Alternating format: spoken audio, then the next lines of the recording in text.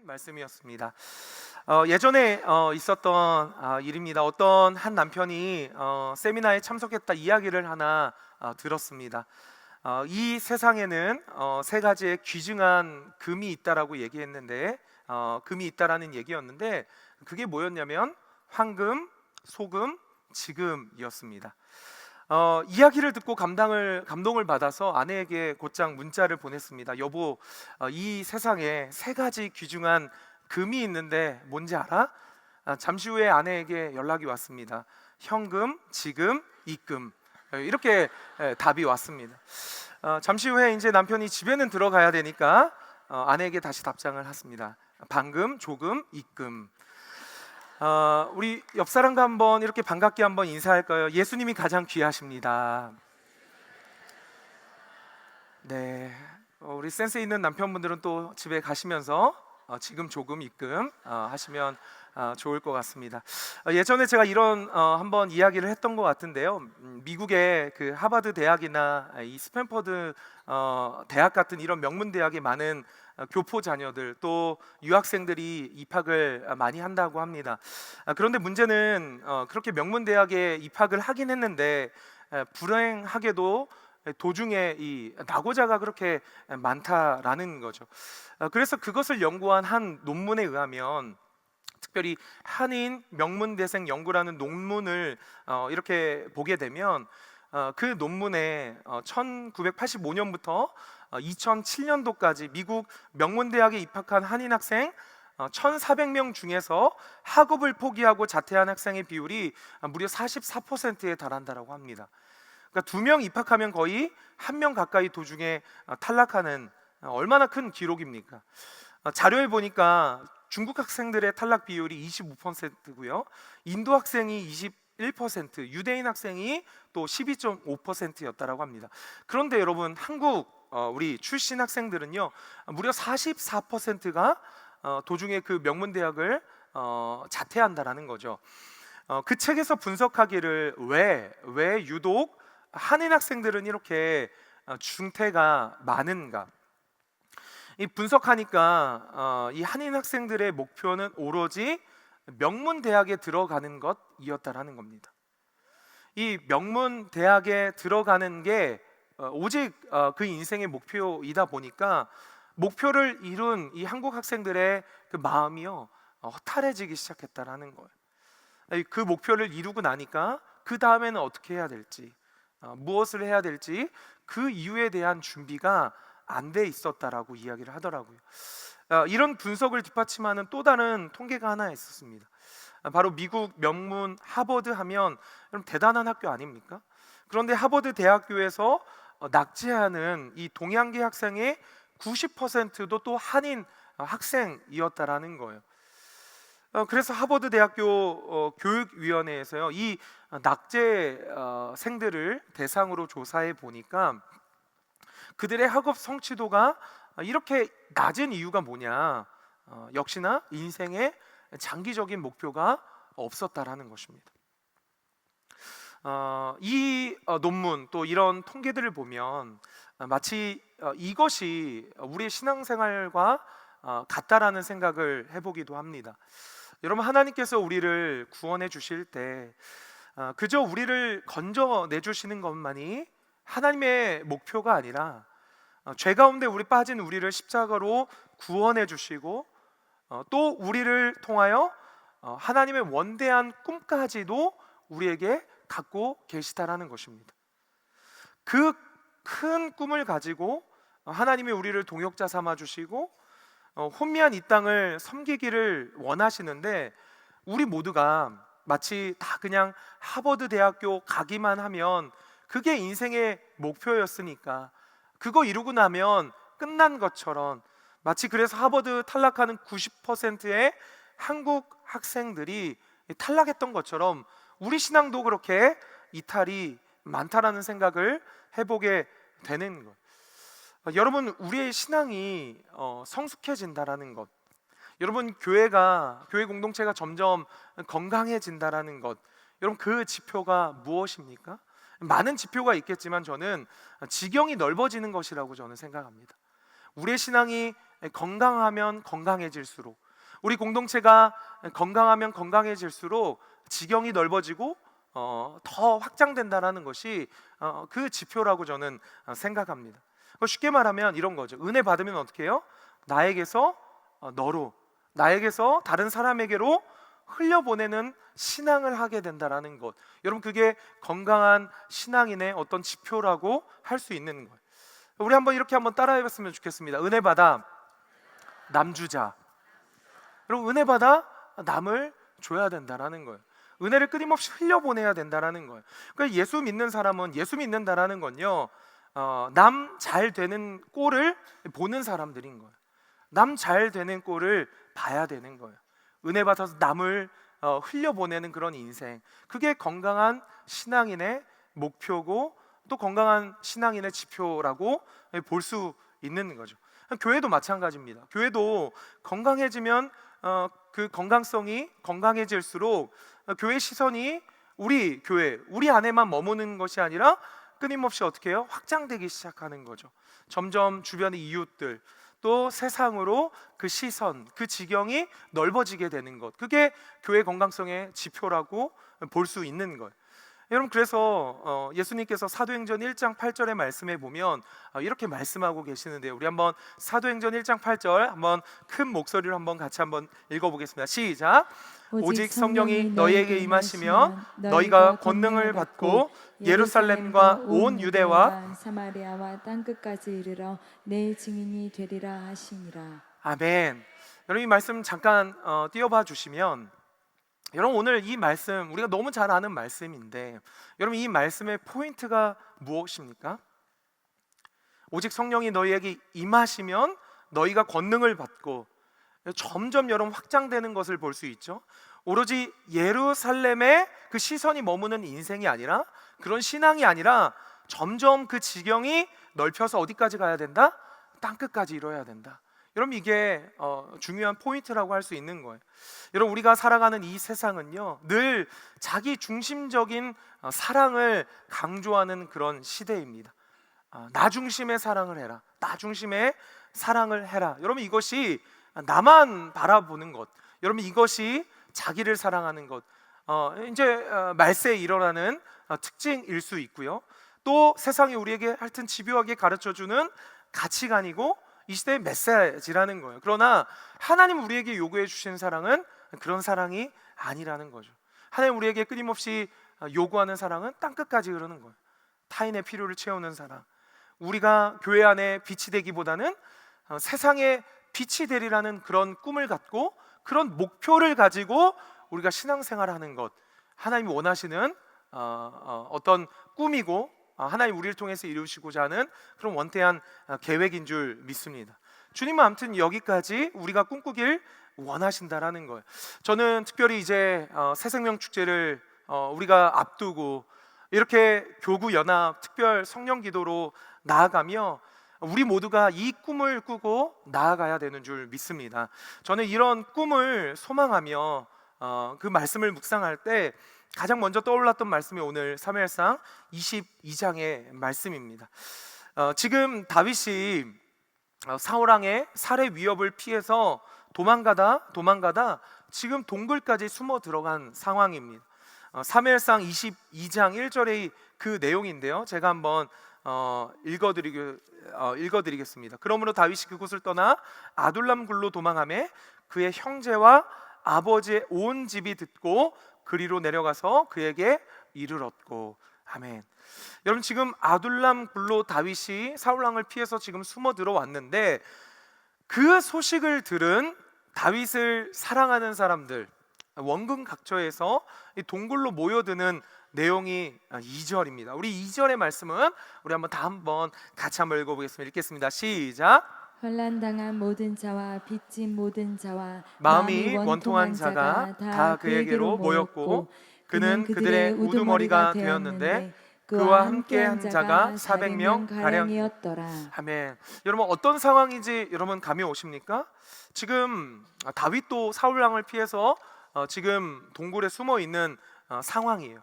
흥미로운 건 동굴로 숨어 들어온 다윗을 따라 지금 400여 명의 사람들이 어떤 의미를 갖고 있냐면, 많은 역사학자들이 그런 이야기를 하는 거예요. 지금 아둘람 동굴에 모여든 이 400명들 안에서 장차 다윗이 왕이 되고 다윗 왕국을 이룰 때 곳곳에서 다윗과 더불어 그 시대를 열어나가고 그 시대와 민족을 위한 일한 인물들, 배출된 곳이 바로 이 아둘람 동굴이라고 이야기를 많이 합니다. 그러니까 되게 중요한 장소일 수 있는 거예요. 그런데 신기한 게 뭐냐, 이런 많은 시대와 민족을 위해서 또 다윗과 함께 새로운 시대를 열어가는 인물들이 배출된 곳이 이 아둘람 동굴이고, 그에 따라온 400명 중에 그런 인물들이 배출됐다면, 그 동굴을 묘사하는 아둘람 동굴의 특징을 하나 살펴보면 참 재밌습니다. 그게 바로 2절의 말씀인데요, 제가 한번 읽어드리겠습니다. 환난당한 모든 자와 빚진 모든 자와 마음이 원통한 자가 다 그에게로 모였고, 이렇게 말씀하고 있는 거예요. 여러분, 지금 다윗을 향해 모여든 400명 가량이 어떤 사람들이었다라는 거예요?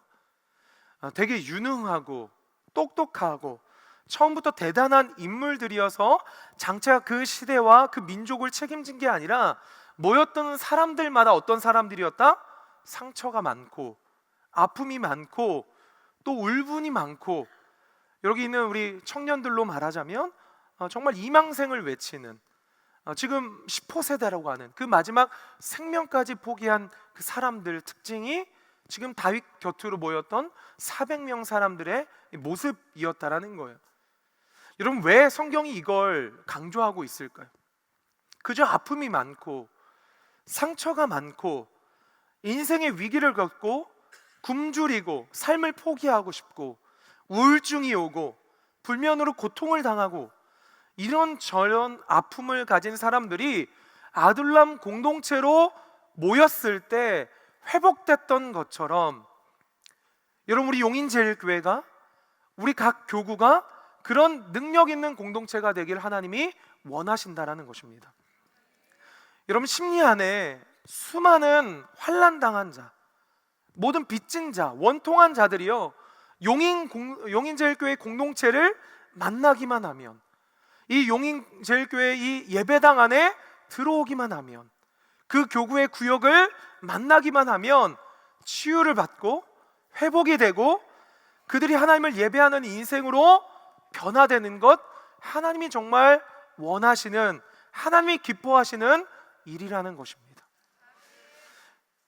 그럼 여기서 우리가 한 가지 생각할 건, 아둘람 공동체가 그렇게 상처가 많고 아픔이 많은 정말 오합지졸 같은 공동체였는데, 어떻게 그 상처들을 회복하고 치유하고 그 다음 세대를 책임지는 주역들이 배출되는 그런 공동체로 변할 수 있었는가?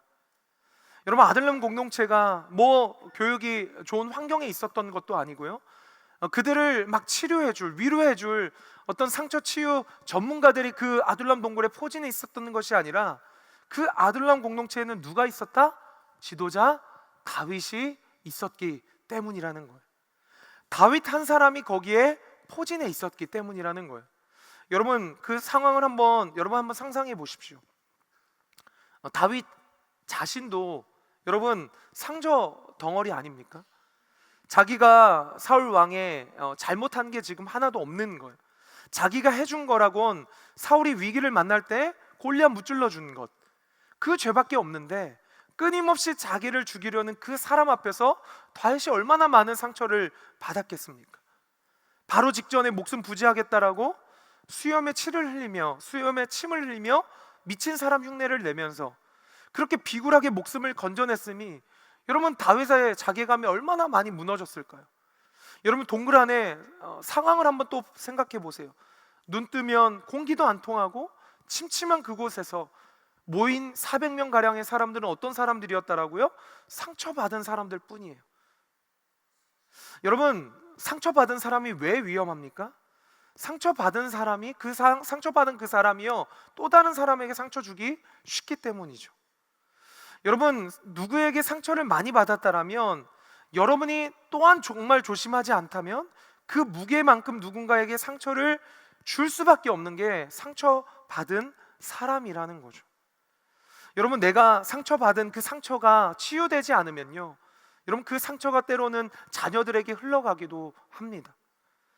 내가 상처받으면 그 무게만큼 그 상처가 치유되지 않으면 가장 사랑하는 내 배우자, 남편, 아내에게 상처를 많이 주곤 합니다. 저는 그런 면에서 다윗이 너무 위대한 거예요. 상처받을 수밖에 없는 상황에서도 그는 상처받지 않았다라는 거예요. 그 비결이 뭔지 아십니까? 바로 하나님이 주신 꿈 때문이었습니다. 여러분 잘 알고 있는 시편 57편 이 말씀은 다윗이 지금 아둘람 동굴 이 가운데서 한가운데서 쓴 시입니다. 여러분 시편 57편 6절의 말씀을 한번 보시면 다윗이 이렇게 이 상황을 묘사하고 있습니다. 우리 한번 6절의 말씀 같이 한번 읽겠습니다. 시작. 그들이 내 걸음을 막으려고 그물을 준비하였으니 내 영혼이 억울하도다.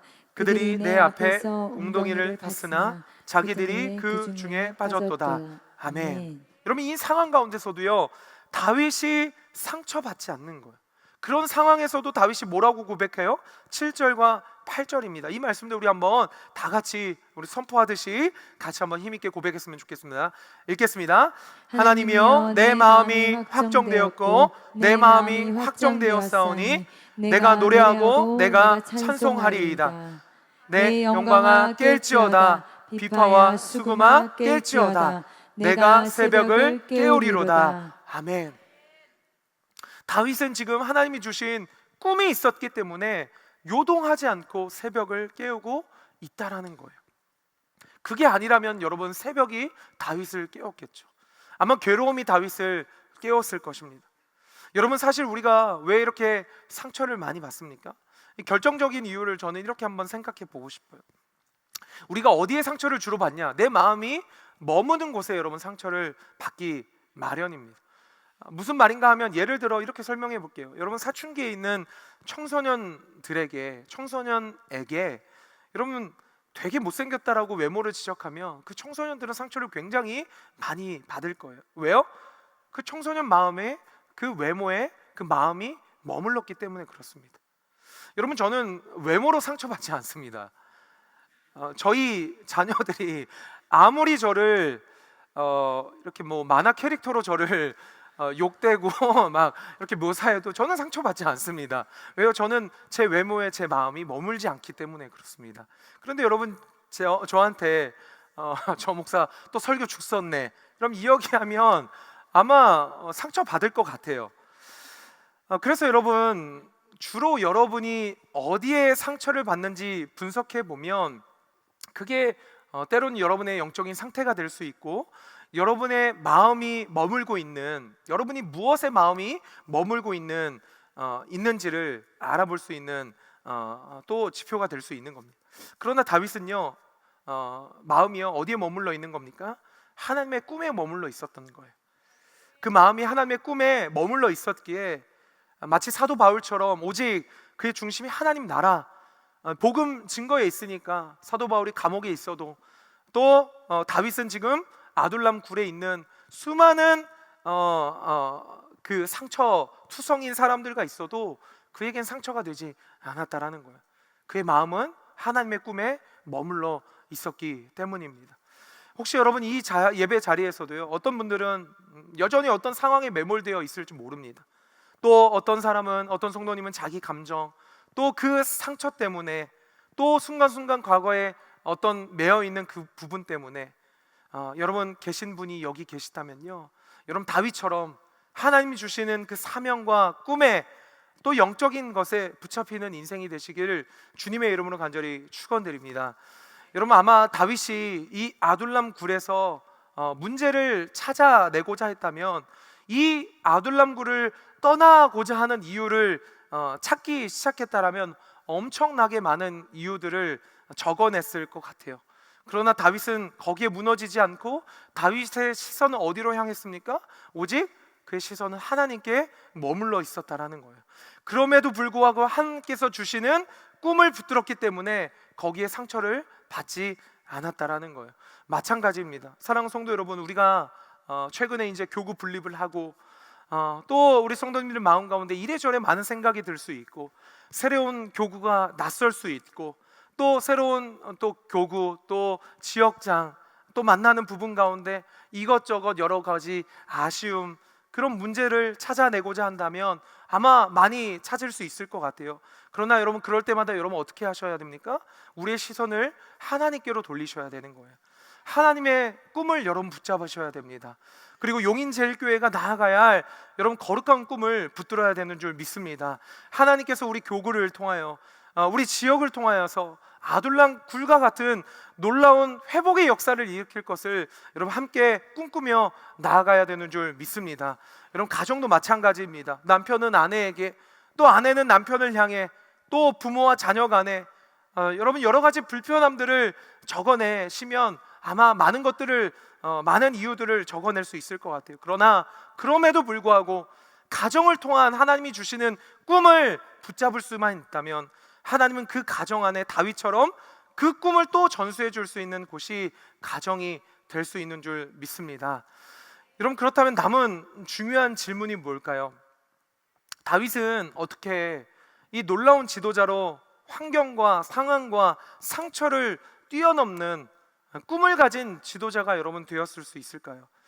다윗이 그런 놀라운 지도자가 될 수 있었던 것은 사무엘상 22장이 아둘람 공동체에서의 일이라면, 또 하나의 공동체를 소개하고 싶은데요, 바로 사무엘상 19장 바로 앞에, 그 앞에서 다윗이 경험한 한 공동체가 있습니다. 사무엘상 19장 18절인데요, 제가 한번 읽어 드리도록 하겠습니다. 다윗이 도피하여 라마로 가서 사무엘에게로 나아가서 사울이 자기에게로 행한 일을 다 전하였고, 다윗과 사무엘이 나요스로 가서 살았더라. 아멘. 여러분, 여기 나오는 라마라는 단어는요, 지명입니다. 그리고 라마는 사무엘의 출생지입니다. 고향이에요. 그런가 하면 나요시라는 단어는 원어로 보면 터, 공간이라는 뜻을 가지고 있는 단어입니다. 그러니까 지금 여기서 기숙사, 이 공동체라는 뜻을 가지고 있는 단어라고 여러분 생각해 보시면 좋을 것 같아요. 사무엘이 사울 왕이 타락하니까, 지도자 사울이 타락하니까 그와 결별하고 고향으로 내려갑니다. 사무엘이 고향으로 내려가서 거기서 한 공동체를 지금 세운 거예요. 사무엘이 그 당시 정치적인 상황으로 많은 사람들이 민족의 지도자로 떠받들고 그를 왕삼기를 원하는 많은 백성들이 있었음에도 불구하고 자기가 마음만 먹으면 킹메이커가 되는 것이 아니라 사무엘이 킹이 될 수 있는 그런 상황에서도 그 자리를 탐하지 않고 고향으로 내려가 사람을 키워내기 시작했다라는 거예요. 그리고 그 인물 가운데 누구를 배출한 거예요? 바로 다윗을 배출했다라는 거예요. 그래서 여러분, 이 라마 나요스의 공동체의 특징이 하나 있었습니다. 아둘람 굴의 공동체에 다윗이 있었던 것처럼 이 라마 공동체의 중요한 특징이 첫 번째가 무엇이냐면 바로 사무엘이 있었다라는 겁니다. 지도자 사무엘이 그 공동체에 있었다라는 거예요. 그래서 여러분, 사무엘상 19장 18절을 보면 다윗이 라마 공동체로 내려간 것을 이런 식으로 표현합니다. 우리 사무엘상 19장 18절을 보면 이렇게 말씀하죠. 다윗이 도피하여 라마로 가서 사무엘에게로 나아가서. 여러분, 이 표현은요, 마치 아둘람 공동체와 같은 표현을 쓰고 있는 거예요. 마치 이 동굴이요, 이 곳이요, 교육적 환경이 좋아서도 아니고 그곳에 다윗의 어떤 지도자가 있었기 때문에 이런 인물이 배출되었다라면, 다윗도 라마나요스를 간 곳이 이 교육적으로 대단한 환경이어서가 아니라 어떤 시스템 때문이 아니라 거기에 지도자 사무엘이 있었기 때문이라는 겁니다. 사랑하는 성도 여러분, 여러분이 용인제일교회를 위해서 기도할 때마다, 무엇보다 담임 목사님을 위해서 기도할 때마다, 또 교육자들을 위해서 기도할 때마다 이런 사무엘 같은 지도자가 되길 여러분 기도해 주시기를 간절히 소망합니다. 그리고 교구에 있는 구역장, 또 부서에 있는 교사, 또 리더십들을 향해서, 또 우리 가정에 모든 영적인 가장들이 정말 그 자녀들에게, 그 부서에, 그 공동체에 사무엘 같은 인물이 되기를 여러분 기도해 주시기를 간절히 축복합니다. 여러분 가정 안에도요, 이 시대가 아무리 타락했다라고 할지라도 그 자녀가 사무엘 같은 아빠를 만났기 때문에, 그 자녀가 사무엘 같은 엄마를 만났기 때문에, 공동체에서도요, 그 교구에 사무엘 같은 구역장을 만났기 때문에, 사무엘 같은 지역장을 또 교구 목사를 만났기 때문에 그 안에 다윗과 같은 수많은 인물들이 배출될 수 있는 그런 놀라운 꿈이 나타나는 아름다운 우리 용인제일 공동체가 되기를 간절히 소망합니다. 또 하나의 특징이 무엇입니까? 라마 공동체에 사무엘과 같은 지도자가 있었다면 또 다른 특징이 바로 성령의 역사하심이 그 공동체 가운데 있었다라는 겁니다. 이것이 또 중요한 특징인 거예요. 제가 사무엘상 19장에 나오는 이 라마 공동체에 묘사하는 것을 유심히 봤더니 지금 성경이 라마 공동체를 묘사하면서 나타나는 특징이 하나 있는데요. 그게 뭐냐? 우선 그 당시 정치적인 지도자였던 사울 왕하고 라마 나요스의 지도자였던 사무엘, 이 지도자로서의 두 사람을 비교하며 그 차이를 성경은 피력하고 있다라는 거예요. 우선 사무엘상 19장 9절을 한번 보도록 하겠습니다. 사무엘상 19장 9절을 보면요, 사울이 손에 단창을 가지고 그의 집에 앉았을 때 여호와께서 부리시는 악령이 사울에게 접하였으므로. 여러분, 이 모습이 어떤 모습이에요? 바로 정치 지도자 사울의 모습이었습니다. 그에 반해서 여러분 20절 그 다음에 나오는 말씀을 보시면 이런 말씀이에요. 사울이 다윗을 잡으러 전령들을 보냈더니 그들이 선지자 무리가 예언하는 것과 사무엘이 그들이 수령으로 선 것을 볼 때, 여러분 그 다음 보세요. 하나님의 영이 사울의 전령들에게 임함에 그들도 예언한지라. 여러분 지금 두 지도자, 정치 지도자 사울하고 이 라마 공동체의 지도자 사무엘, 특징을 각각 어떻게 피력합니까? 사울은요 모든 걸 가졌습니다. 정치적인 권력도 갖고 조직도 갖고 돈도 갖고 있었지만 그에겐 뭐가 없었다? 성령의 역사가 없었다라는 거예요. 그러나 반면에 사무엘은요 고향을 가서요 아무런 갖춘 것이 하나도 없습니다. 그러나 그 공동체의 특징인, 가장 중요한 특징이 무엇입니까? 성령의 역사가 강하게 나타나는 공동체였다라는 것입니다. 이것이 본문에서 강조하고 있는 말씀이었다라는 거예요. 심지어 24절에 3절에는 이렇게까지 표현합니다. 사울이 라마나요스로 가니까 어떤 역사가 나타납니까? 하나님의 영이 사울에게도 나타나는 것을 보게 되는 것이에요. 여러분 지금 사무엘이 이끄는 라마 공동체가 얼마나 뜨거운 성령의 역사가 강력했든, 여러분 그 포악했던 사울조차도 그 공동체 안에서 성령의 역사하심을 강하게 경험하게 되었다라는 것입니다. 사랑 성도 여러분, 저는 우리 용인제일교회가 또 우리 각 교구마다 무엇보다 성령의 역사가 강력히 나타나는 공동체가 되기를 간절히 소망합니다. 용인제일교회가 각 교구마다 라마나요스의 공동체가 되기 위해서는요 다른 것이 필요한 것이 아니라 바로 성령의 역사가 있어야 되는 줄 믿습니다.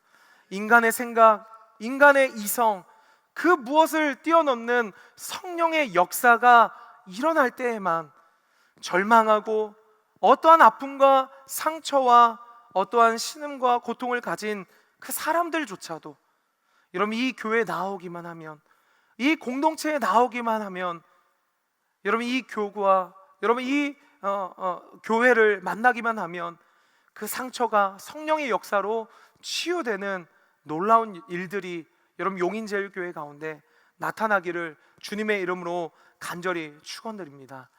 여러분 우리가 무엇보다 우리 공동체를 향하여 기도하며 나아갈 때 하나님 우리 용인제일교회가 이 시대에 아둘람 동굴과 같은 공동체가 되게 하여 주시옵소서.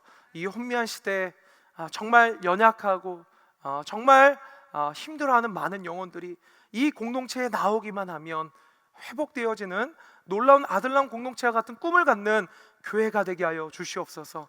뿐만 아니라 라마 공동체와 같이 강력한 성령의 나타나심으로 말미암아 환난당한 자, 빚진 자, 마음이 원통한 자들 몇 명이 모였을지라도 성령께서 역사하여 주셔서 성령께서 통치하여 주셔서 그것들이 회복되어지고 또 자유함을 얻는 그런 놀라운 역사가 우리 용인제일교회 가운데 나타나길 주님의 이름으로 간절히 축원하고 축복합니다. 아멘. 우리 시간 한번